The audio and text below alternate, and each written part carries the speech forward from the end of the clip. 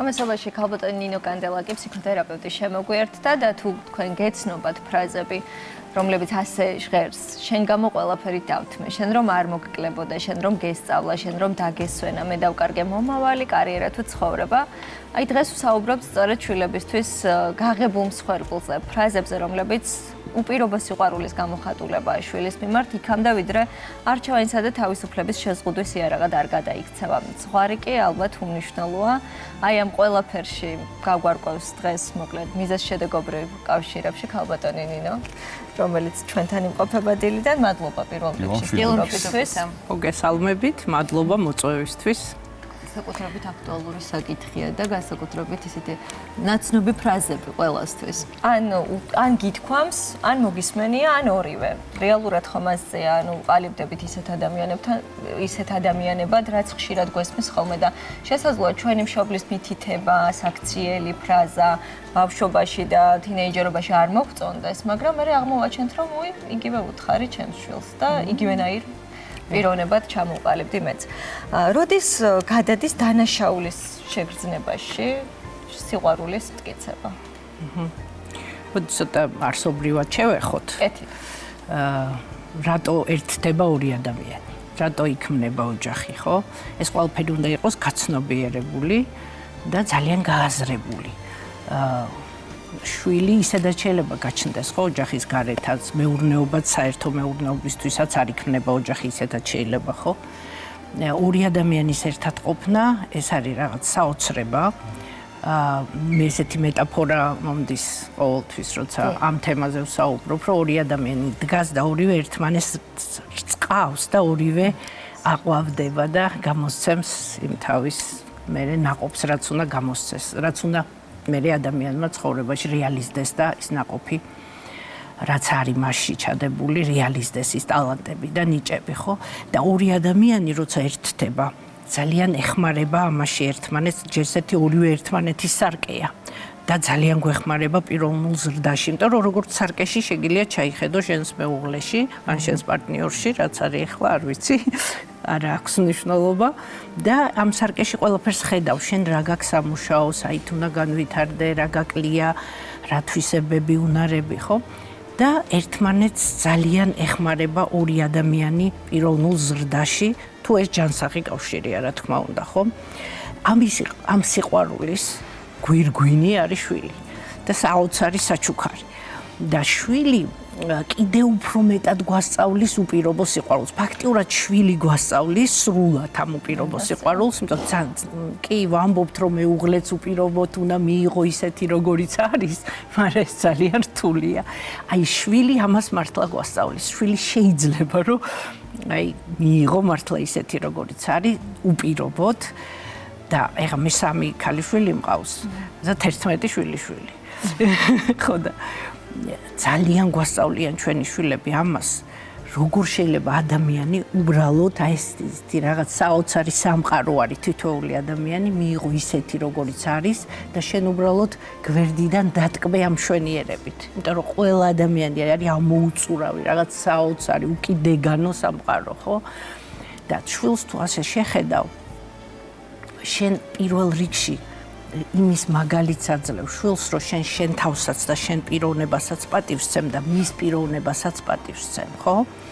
და სამყარო ხო ჩვენი იწყება, ჩვენით იწყება და ჩვენ თუ ჩვენს ცხოვრებაში ყოველთვის ჩვენ ვიქნებით მთავარ როლში იმ ფილმში, რომელიც რეჟისორიც ჩვენ ვართ, რომელიც არის ჩვენი ცხოვრება, ყოველთვის ჩვენ უნდა ვიყოთ მთავარ როლში და არასოდეს არ უნდა დაუთმოთ არც ერთი წუთი თუნდაც ეს შვილი იყოს ის მთავარი როლი. მაგრამ აი ხდება ისე რომ შვილის გამო გვერდით გადაიწევს მშობელი როგორც წესი ეს უფრო დედაა და იმ მთავარ როლს უთმობს შვილს. და მერე უკვე შვილი რო იზრდება, მშობელს გონია რომ ამ ფილმში ის უნდა წარმართავდეს ის როგორ მოიქცევა ის მთავარი გმირი. შვილმა უნდა დაუბრუნოს ის რაც დედამ დათმო. უნდა დათმო.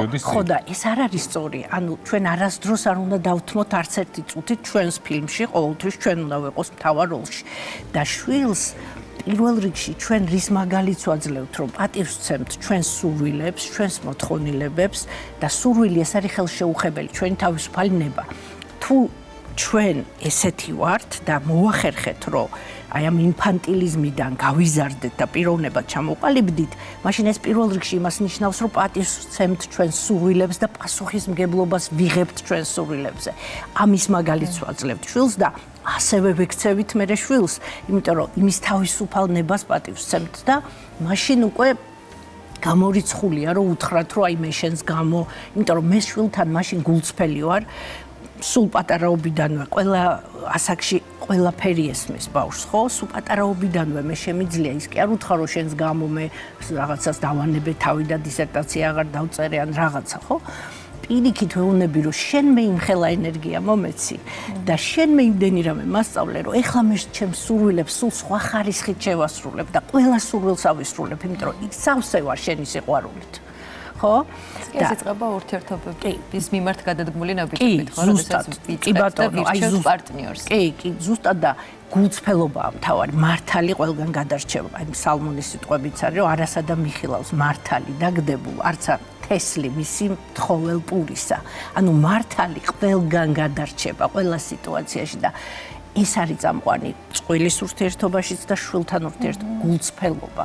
რომ თუნდაც შენ გინდა რაღაცა, მაგრამ ჯერ რო პატარა ბავშვი ამას ვერ აკეთებ, ამას გააჩნია როგორ მიაწვდი, როგორი სიყვარულით ეტყვი და შვილს რაც შეეხება ჩვენ თუ აი ესეთი პატივისცემით და მისი პიროვნების პატივისცემით გავზრდით, უკვე შვილმა იცის, რომ აი სიცოცხლე, რომელიც მასში გაგრძელდა ჩვენგან, ეს სიცოცხლე არის ისეთი მთავარი, რომ სულ ყველაფერი შეეშალოს მშობელს, მარტო იმისთვის შეიძლება მადლობა უთხრას მშობელს, რომ სიცოცხლე მისცა და გაგრძელდა ეს სიცოცხლე.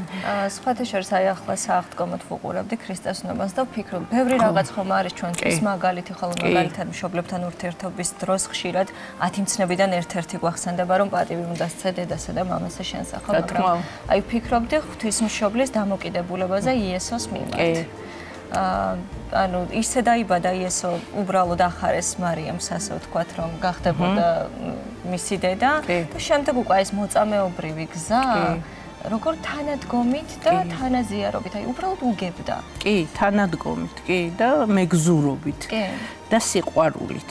და ნახეთ, ერთი იგავია გენიალური და თუ გვაქვს დრო მოვყვები, ესეთი იგავია, რომ ერთ ბრძენ ადამიანს შეეძინა ვაჟი და ასტროლოგს მოუხმო და უთხრა, რომ აი რას მეტყვიო, როგორი ბედი ექნებაო ჩემ შვილსო და ასტროლოგმა უთხრა, რომ ძალიან სამწუხაროა, მაგრამ უნდა გითხრაო, რომ ცოტა ხან სიცოცხლებსო ძალიან შენი შვილიო და შენ ბრძენი ადამიანი ხარო და ზუსტად მიხვდებიო, აი იმ პატარა დროშიო რა არის მთავარი, რომ რა უნდა ასწავლო შენ შვილს, აი მთავარი, იმიტომ რომ მეც ვერ მოასწრებო, მთავარი ასწავლეო და მართლაც ასწავლა ეს მთავარი შვილს და გავიდა წლები და ისევ გამოჩნდა ეს ასტროლოგი და ხედავს, რომ ეს ბიჭი გაზრდილია და გაუკვირდა, როგორო ეს არანაირად ცოცხალი არ უნდა იყოსო და რა ასწავლე მითხარი ესეთიო, რომ ესე მოხდაო და მე ვასწავლე უფროსების პატივისცემაო და მე აქ დავამატებდი ზოგადად ადამიანის პატივისცემას. იქ კი ესეა ნათქვამი, რომ პატივისცემა უფროსების მიმართ და მადლიერებაო. და ესე იგი ამ ასტროლოგმა თქვა, რომ ეხლა ჩემი რეპუტაცია ილახება მოკლედო და მე უნდა წავიდე ეხლა სიკვდილის და სამართლიანობის ღმერთთანო და იმას ვკითხო რაშია საქმეო და წაიყვანა ეს ბიჭი და მივიდნენ ამ სიკვდილის და სამართლიანობის ღმერთთან და ეკითხება, რომ აი ესეო ყველანაირად თუ უნდა გარდაცვლილიყო და გითხარი რა ხდებაო, რატო არ გარდაიცვალა ეს ბიჭიო და ამ დროს ამ ბიჭმა თაყვანისცა ამ ღმერთს, ვაიმე რა ბედნიერი ვარ შენ რო ხედავ. ეს ჩემ ცხოვრებაში ყველაზე ბედნიერი დღე არისო, რომ ნება მომეცი, რომ თაყვანი ქცეო და ჩემი პატივისცემა შენს მიმართ გამოვხატო, რომ გნახეო და როგორი ბედნიერი ვარო და აწიაო სიკვდილის და სამართლიანობის ღმერთმა ესე ხელი და თქვა, რომ შვილო გლოცავ და დიდხან სიცოცხლეო. და მაშინ ეს ასტროლოგი მიხვდა რაში იყო საქმე, რომ შენ ცოცხალი ხარ აი ამ დალოცვითო. და იმიტომ ხარ ეხლა ცოცხალიო. ხო და აი ეს მადლიერება, ეს სიყვარული და დალოცვა და ეს გულწრფელობა. რამდენად მნიშვნელოვანია. აი ეს პატივისცემა პიროვნების, აი ეს არის გადამწყვეტი. რით შეგვიძლია ეს ფრაზები შევცვალოთ, აი ეს უპირობო სიყვარულს, ორაზროვანი ფრაზები, მოდი ასე ვთქვათ, რომელიც შესაძლოა სიტყვიერად ძალიან დიდ სიყვარულს გვიხსნიდეს, მაგრამ ტონი იყოს ისეთი, რომ საპირისპიროსკენ აი ძალიან კარგი მაგალითი მოიყვანე ლაშა წეღან. და იყოს მტკივნეული. აუხსნათ მაყურებელსაც ძალიან ხშირად მე პირად მაგალითზე შემიძლია თქვა, სულ კამათობ ხოლმე დედაჩემთან რაღაც გარკვეულ საკითხებზე. ვცდილობ რომ მაქსიმალურად გავითვალისწინო მისი აზრი, მაგრამ საბოლოო ჯამში ვაკეთებ ისე, როგორც მე მგონია სწორი. ეს არ ნიშნავს, რომ აუცილებლად მართალი ვარ, მაგრამ ვთვლი, რომ პასუხისმგებლობას როცა ვიღებ საკუთარ თავზე, გადაწყვეტილებაც მე უნდა მივიღო. ბოლოს საუბარი მთავრდება ხოლმე, ხანდახან ასე ხდება. როგორც ჩვენ გინდა ისე გააკეთე. ეს სხვა ცალკე აღებული ფრაზა რო ავიღოთ, რეალურად ძალიან კარგია. ხო, რაც გინდა ისქენი, თავისუფალი ხარ, მე არაფერში არ გსხუდავ, მაგრამ ხშირად მშობლების ამ ფრაზაში იგრძნობა ხოლმე წყენა, რომ აი შენ თუ ისე გააკეთებ, როგორც ჩვენ გინდა, მე ამით მაწყენილებ. აი, რასთან გვაქვს საქმე? კი. ხო, ეს ძალიან ხშირია, რომ რაც გინდა ისქენი, მაგრამ ეს ითქმება ისეთი სახით და ისეთი იმას ვერ გააკეთებ, რაც გინდა. რომ არ უნდა გააკეთო, მაგრამ ამ დროს გეუბნება სამშობლოს ღალატის ტოლფასია იმის გაკეთება, რაც გინდა. ამ დროს რაც გინდა ისქენი. ეხა აქ ცოტა არის ნაკლებობა ამისი, რომ უჭირს მშობელს, რომ მაინც პატივისცეს თავისუფალ არჩევანს, შვილის თავისუფალ არჩევანს. თუნდაც შეეშალოს ზუსტად ჩვენ გვაქვს ამ შეცდომის უფლება, რომ ამ შეცდომებზე ვისწავლოთ და ჩვენ ეს გზა უნდა გავიაროთ. მაგრამ განსაკუთრებით ქართველი დედა ყველანაირად ცდილობს, რომ შეცდომისგან დაიფაროს შვილი. მით უმეტეს იმ რთულ პერიოდს გამოვლენ მშობლებზე არის საუბარი, მართლა ძალიან მძიმე პერიოდი გამოვლენ. ძალიან და მე მესმის ეს. თუნდაც აი ელემენტარული საკვები მოიტანათ. კი, მეც მაგ პერიოდში ვიყავი მშობელი და მახსოვს, რომ აი დიდი მუცლით ფეხმძიმე ვიდექი პურის რიგში და არავინ აზრათაც არ მოძდიოდა, რომ თქვა იქ რიგი დაეთმო, იმიტომ რომ ყველას თავისი წილი პური სახში უნდა მიეტანა. ეს ჩვეულებრივ გადარჩენისთვის მართლა ყოველდღე. ეს ძალიან გასაგებია, რომ მე მართლა დიდი რაღაც ჩადეს და უკვე იქ პიროვნულ განვითარებისთვის არავის არ ეცალა, მარტო ის იყო წლები, რომ როგორმე გამოგეკვება შვილი. მაგრამ მე როცა გადაიარა ამან, ხო? მე უკვე ეხლა სულ სხვა სიტუაციაა, ხო? ის ძალიან გასაგებია მართლა. და ნახეთ, თუ მე კონტაქტში ვარ, ყველაფერი ჩემგან იწყება. თუ მე კონტაქტში ვარ ჩემს სურვილებთან და პატივს ვცემ ჩემს თავისუფალ ნებას და ყოველთვის ვაჟღერებ ამას გულწრფელად, რომ მე ეს მინდა ხალხნო და აი მე ვაჟღერებ ამას, რომ ეს ჩემი სურვილია, სურვილი არის ღმერთი, ნამდვილი სურვილი, ოღონდ გამრუდებულ სურვილებზე არ არის ლაპარაკი, ხო? ისეთი ნამდვილი ეგ ამაშია მთავარი და ამისთვის ვიბადებით ჩვენ, რომ ჩვენ სურვილებს უსმინოთ და ჩვენი გამოცდილება, ჩვენი ემოციური გამოცდილება, აბა მეც აქედან ვერაფერს ვერ წავიღებთ. ჩვენი გამოცდილება, როგორ რეალიზდა თუნდაც იმ შეცდომაში, რა მასწავლა იმ შეცდომამ, ხო? მაგრამ აი ეს აქ უკვე ძალიან დიდ შეცდომას უშვებს მშობელი, რომ იმას ის რო თulis, რომ ასეა სწორი, აიძულებს შვილს, რომ რასაც თვითონ თulis სწორი, რომ ისე მოიქცეს, რომ მე ეს გავიარე, მე ეს ვიცი, მე ეს გზა კი ძალიან მნიშვნელოვანია გამოცდილების გაზიარება, მაგრამ უფრო მნიშვნელოვანია შვილის თავისუფალი ნების პატივისცემა. აი პროფესიის არჩევაში ხშირად არის. ხო, ძალიან ხშირად. კი, ძალიან. როცა ცალკე უნდა ზოგიერთ ადამიანს გადასვლა ამაშიც, ხო? ზოგადად ნებისმიერ გადაწყვეტილების მიღებაში, ხო? გონია რომ მისი გადასაწყვეტია ეს. კი. მანდაც ძალიან ხშირად ერთი თემა არის ის, რომ თვითონ რა სურვილიც ვერ შეისრულა და სურვილი მართლა მთავარია ადამიანის ცხოვრებაში. ის სურვილები უნდა შესრულდეს თუ და რო ვერ შეისრულა, მე ეს სურვილი უნდა აისრულო შვილში და ამითია ბედნიერი. ხო, და ამითია ბედნიერი, რომ მე ვერა, მაგრამ აი ჩემი შვილი მუსიკოსი გამოვიდა და მე რო ვოცნებობდი და შენ რო ოცნებობდი, ყოველთვის შეგიძლია რაღაცა დოზით ის ოცნება აისრულო. ნებისმიერ ასაკში. ხო, ნებისმიერ ასაკში. ნებისმიერ ასაკში. მე ახლა სიმღერაზე დავიწყე სიარული, იმიტომ რომ სულ მინდოდა. და იქ ნუ მაშინ ვერ მოხერხდა რაღაც. მე რა ეხა დავდივარ და არაჩვეულებრივი პედაგოგი მყავს და გიჟდები გოგოს ისე მიყვარს. ხო და ნახეთ, ყველა ასაკში თუ ზუსტად ისე არა, რაღაც მიმსგავსებულად მაინც, ეხა მაგალითად ძალიან მოდაშია სუქანი ქალები დადიან ბალეტზე. და არის ესეთი წრეები. ანუ თუ მაშინ რაღაც გარკვეული პირობები იყო საჭირო, რაღაცა რომ ბალეტზე გეარა, შეიძლება თანხაც არ ქონდათ მშობლებს. ეხა ნებისმიერ ფორმაში, ნებისმიერ სიტუაციაში არის უკვე ეს ყველა სურვილის ასრულება ნაწილობრივ შეიძლება. ნაწილობრივ, მაგრამ ის ნაწილობრივ შენ იმდენად გაბედნიერებს, რომ ისრულებ იმ სურვილს. ცხოვრება გვაძლევს ამის შესაძლებლობას. რა თქმა უნდა, რა თქმა უნდა, ამიტომ აი რა ფორმით აისახება ეს მომავალ გადაწყვეტილებებს, რომ კაფეოდ რო ჩამოვაყალიბოთ მაგალითად მსგავსი ფრაზები უკვე შვილის გადაწყვეტილებებზე, ხო? და როგორ შეიძლება რომ ეს ქცევითი მოდელი თაობიდან თაობაზე აღარ გადავიდეს და სადღაც გაწყდეს ეს წრე?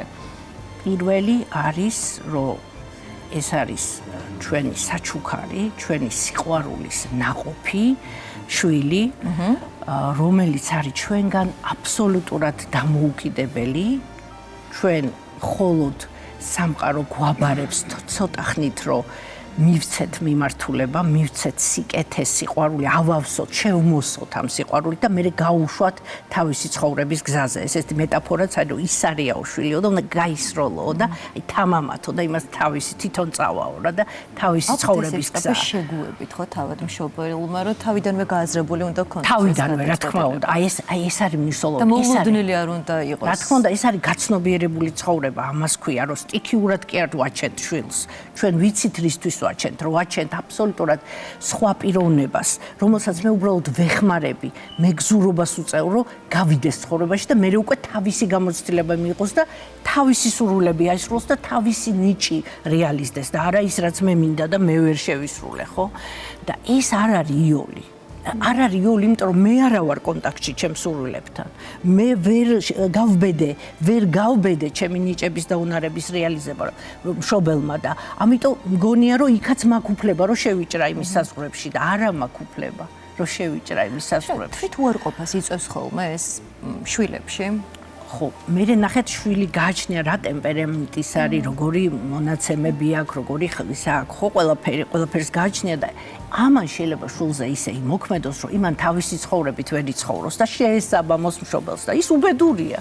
თუ შენი ცხოვრებით ვერ ცხოვრობ, ნუ ვერასდროს ბედნიერი ვერ იქნები. თუმცა აქაც ალბათ აი ოქროშუალედის დაჭერა არის ძალიან მნიშვნელოვანი შვილების მხრიდანაც, რომ არც ბოლომდე არ გადაუსვათ ხაზი და გავითვალისწინოთ გარკვეულწილად ის გამოცდილება, რაც ჩვენმა მშობლებმა მიიღეს, იმიტომ რომ არ არის აუცილებელი ყველაფერი საკუთარ თავზე გამოვცადოთ და მერე ვისწავლოთ ჭკუა, როცა რაღაცის მარტივად სწავლა შეიძლება, რატომაც არა.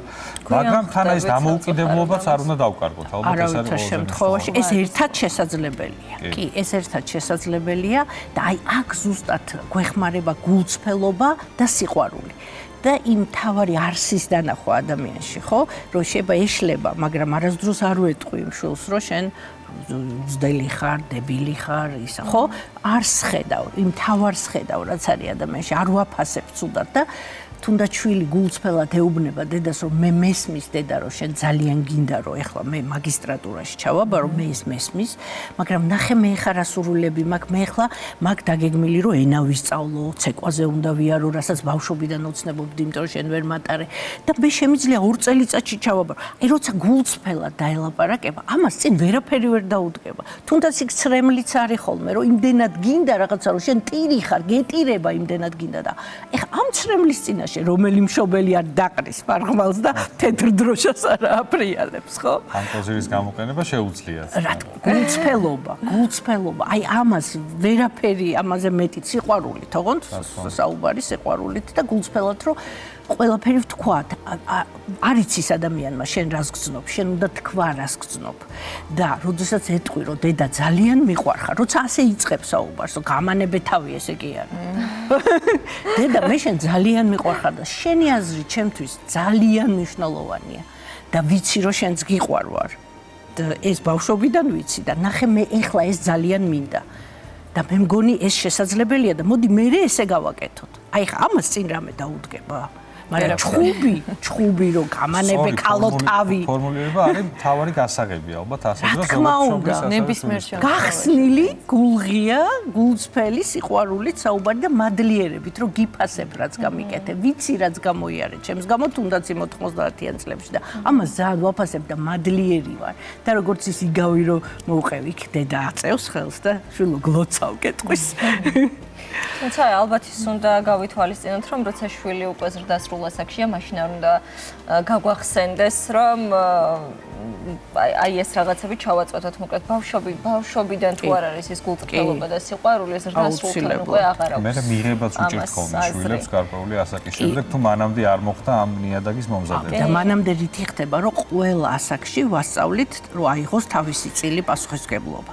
რომ აი თავის არჩევანს პატივისცეს და მე ამ არჩევანზე რაც აირჩია აიღოს პასუხისმგებლობა, რომ ის განახორციელოს და ეს ყველა ასაკში შეიძლება, ხო, რაღაც ასაკში, თქვა, უნდა ტანსაცმელი თვითონ ჩაიცვას, რაღაც ასაკში უკვე თვითონ უნდა შეჭამოს, აღარ უნდა აჭამო კოვზით, რაღაც ასაკში უნდა დაალაგოს თავის სათამაშოები, ხო, და ასე შემდეგ და აი ესე ნელ-ნელა ის ემზადება იმ ცხოვრებისთვის, რომ უკვე თამამად გაბედულად გადადგას თავისი ნაბიჯები ცხოვრებაში.